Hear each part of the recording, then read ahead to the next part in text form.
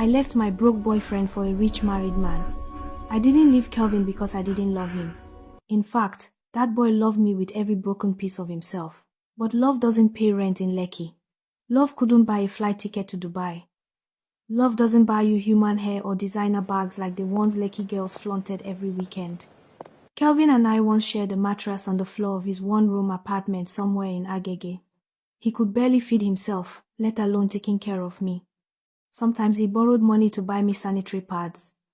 Sometimes he went the whole day walking in an empty stomach just to give me 3,000 to fix my hair. But that wasn't enough for me. I wanted soft life. I wanted to be like every big girl in Lagos. Vacations, luxury perfumes, fine dining, influencers' lifestyle. But Kelvin kept showering me with sweet words, long text messages, poems, voice notes saying I was his world, but words of affection couldn't pay NEPA bills. Baby, I'll make it one day. Baby, stay with me. But hunger doesn't listen to motivational quotes. Then I met him at a lounge on Victoria Island. He was older, rich, confident, dripping wealth like perfume. His wristwatch could pay Kelvin's rent for eternity. His smile promised luxury. His presence screamed power.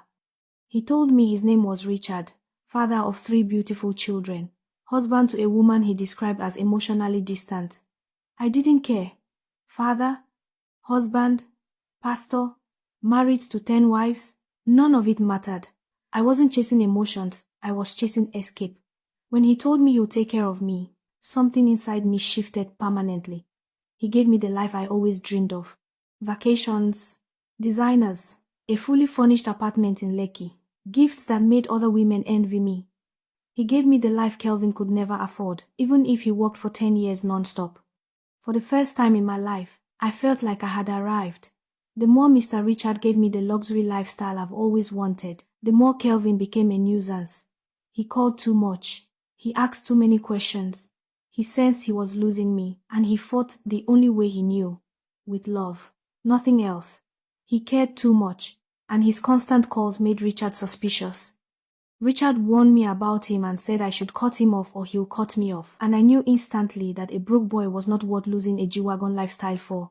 I went to Kelvin's room, packed my bag, and told him I was done. He cried. He begged. He held my hands. He asked what he had done wrong, and I stood there, cold-hearted, watching him break into pieces. I walked away without looking back, my heart colder than ever. Kelvin stood outside his compound, tears soaking his shirt, watching as a black Mercedes-Benz G-Wagon drove me out of his life. For a split second, guilt pinned